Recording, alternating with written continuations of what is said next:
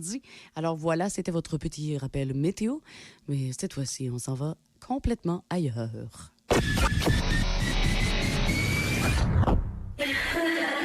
C'est l'heure de la chronique Prendre son pied avec Mademoiselle V.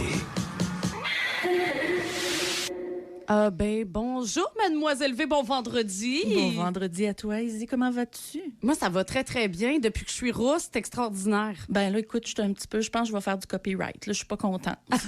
Écoute, on se retrouve deux rousses dans la station. Deux rousses dans la station et on sait ce qu'on dit sur les rousses habituellement parce que c'est ce qu'on me dit depuis que je suis devenue rousse quand même. Ah, oui, que tu es. Plus, oui, c'est ça. Exactement. Okay. Oui. Ça dépend des jours. Ça dépend des jours, mais sinon, de façon générale. C'est quand j'ai les cheveux lourds. C'est ça qu'on me dit. Ah, ben oui. Oui, qu'une rousse, quand elle a les cheveux attachés, elle a de l'air sérieuse. Mm-hmm. Mais quand les cheveux sont lousses, là, par contre, c'est une autre histoire. Elle est dévergondée. Oui, c'est ça, exactement. Tu nous parles de quoi aujourd'hui? Écoute, aujourd'hui, je sais pas si vous vous souvenez, mais la première chronique, on avait parlé masturbation féminine. Oui. Alors, automatiquement, aujourd'hui, on va parler de masturbation sans gluten. Non. T'es conne! On va parler, c'est bon pour toi, ça. Hein? Non, on va parler de masturbation masculine. Hein? Oui. Je vous l'avais dit que j'allais revenir pour les hommes. Donc, voilà. Alors, et là, vous allez me dire, mais Mademoiselle V, qu'est-ce qu'il y a encore à dire sur la masturbation féminine là, ou masculine ou faire l'amour avec soi-même? Hein? On s'entend que ça vient peut-être avec un petit peu moins de nuances. Hein, c'est assez direct. C'est assez direct que la masturbation féminine, mais je vais essayer de vous faire découvrir, même si j'en ai pas, moi, des pénis, comment dégraisser votre salami avec créativité et imagination. OK. On va essayer ça. Tiens.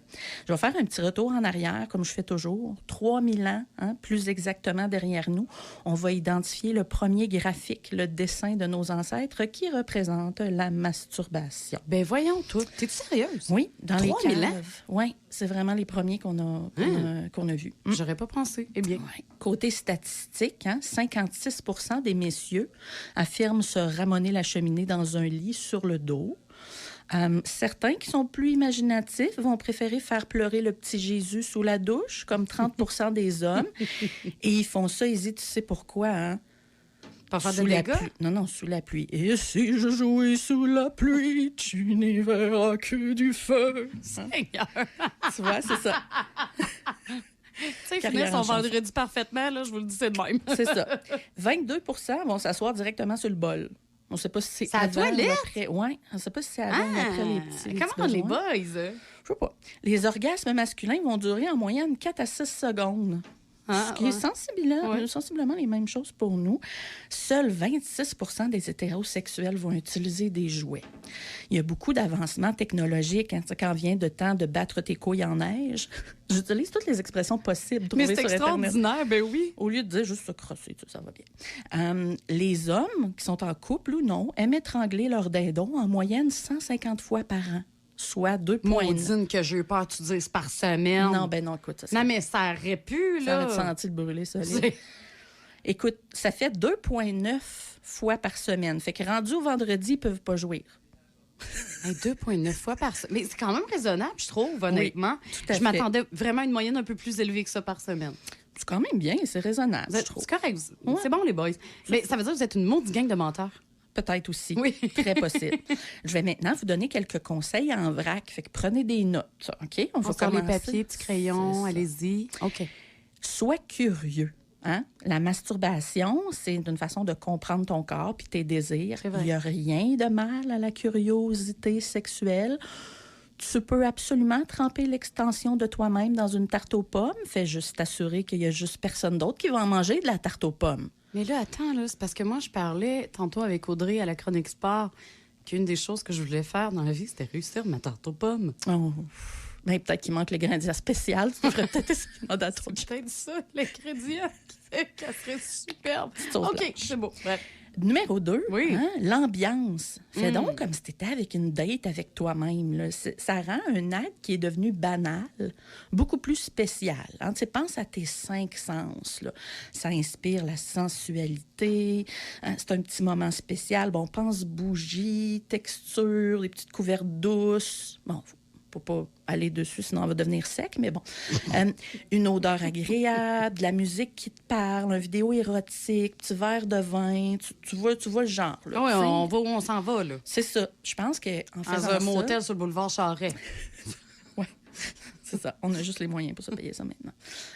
Écoute, donc, je pense qu'en faisant ça différemment, on va pouvoir trouver plein d'autres options qui vont s'offrir à nous, puis éventuellement triper encore sur la masturbation, chose que des fois, on considère comme un geste moindre. Hein?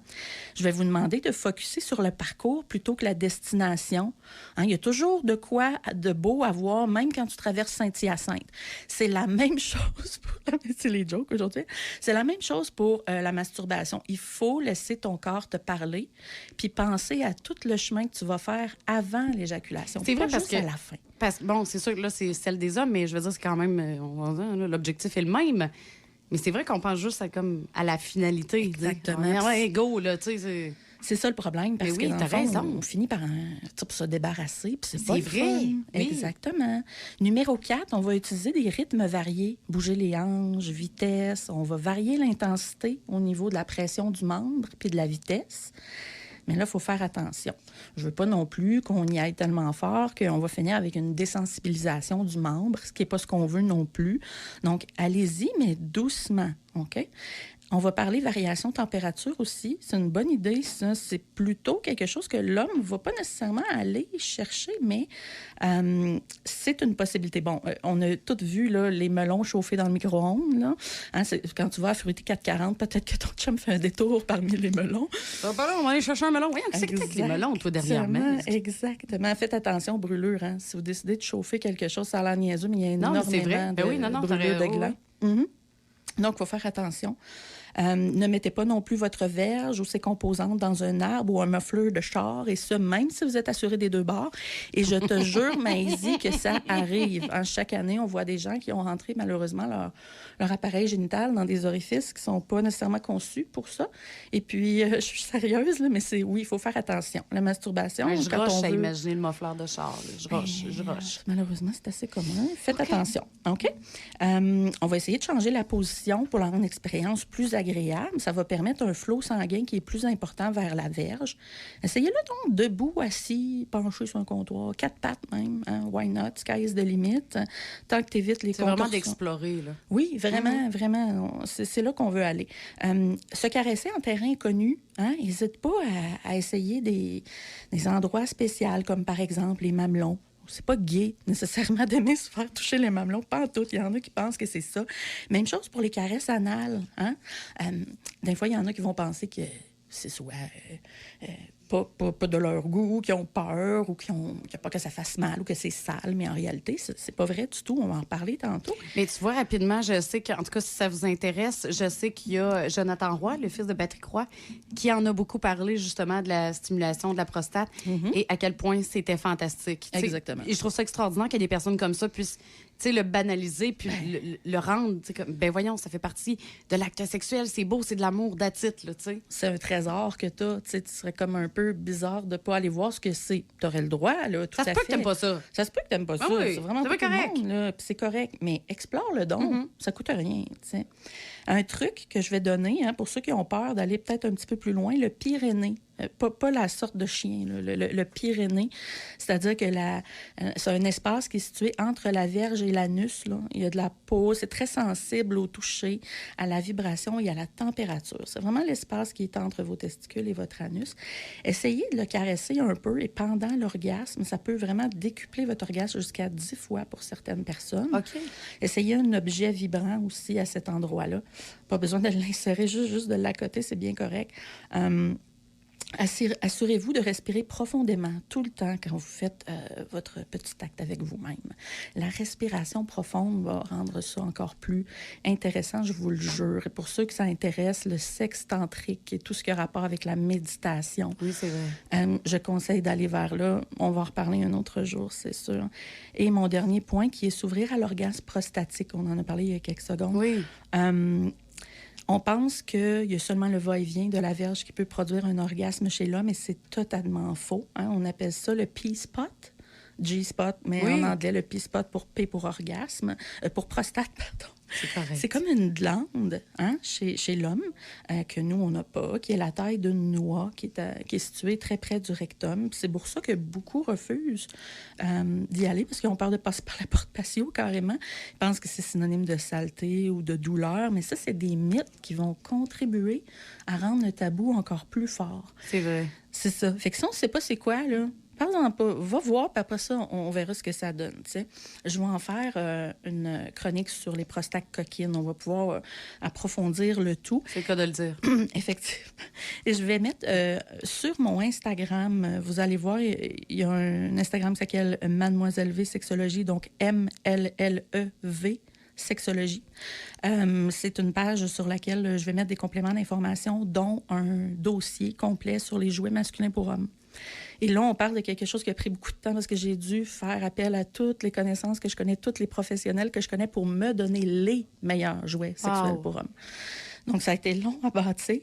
Il n'y en a pas énormément, mais le choix qu'il y a là est vraiment... Mais ça doit s'assurer de choisir les bons parce que, des fois, je vais dire, oui, tu vas aller explorer une compagnie, mais c'est pas nécessairement l'ensemble là, qui va être parfait. Là. Alors, c'est un de ceux-là, un de cette compagnie. C'est un peu comme n'importe quel produit, finalement. Là. Absolument. Puis, tu sais, des fois, il y a des gens qui disent « Moi, je suis pas à l'aise de magasiner ça. » Oui, mais il y a des dames et des hommes qui sont vraiment faites pour ça. Vous conseillez dans le magasin. Spécialisés là-dedans. Là. Ils connaissent toutes les nouveautés. Exact. Ça serait niaiseux de ne pas le demander. Je comprends qu'on peut être gêné, mais dites-vous que ces gens-là, c'est des professionnels. Là.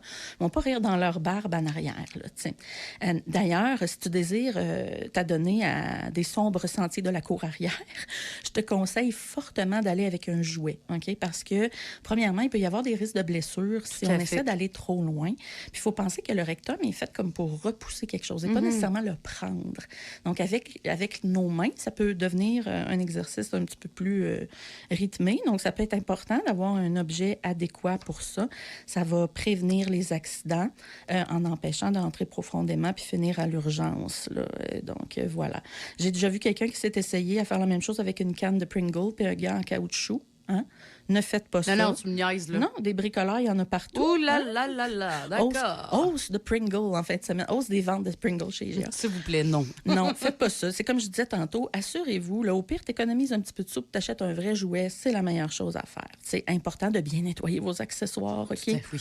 Même si c'est juste un melon à l'épicerie, là, lave bien le tout avec un savon doux, sèche-le. Pour les jouets, on va utiliser un lubrifiant à base d'eau. Mais si c'est pour se masturber seulement avec les mains, c'est-à-dire sans jouet, on va opter plutôt pour un lubrifiant à base de silicone parce que ça va sécher moins vite. Donc, on a besoin d'en rajouter donc moins. ça va produire. OK, je comprends. Exactement. S'il vous plaît, n'utilisez pas votre salive, OK? Jamais. Ce n'est pas une bonne chose. J'ai pas besoin de vous dire pourquoi. C'est plein de bactéries. Et le lubrifiant, c'est probablement une des choses les plus importantes pour moi, selon moi, dans la masturbation masculine. Ça nous permet d'avoir justement un risque de blessure qui est moins important. Ça nous permet de décupler l'expérience. Et il va y avoir dans ce dossier-là les meilleurs lubrifiants aussi. Donc, vous allez pouvoir choisir selon vos choix, vos désirs. Donc, je termine bientôt, mais on me dit, oui, mais est-ce que c'est bon, Valérie, la masturbation masculine? Il me semble que des fois, c'est too much. Et je vais dire, absolument, c'est bon. Les études ont prouvé que chez l'homme, ça diminue considérablement les risques d'un cancer de la prostate. Oh, wow! Ça améliore le sommeil, puis ça protège le système immunitaire parce que ça produit plus de cellules blanches dans ton sang. Les conséquences, il y en a, mais elles sont rares. Elles vont surtout être, par exemple, si tu vas te masturber comme un substitut à l'intimité. Tu sais, tu n'oses pas aller vers les autres, puis tu n'oses pas aller, même si tu as l'occasion d'avoir une relation sexuelle ou des rapprochements.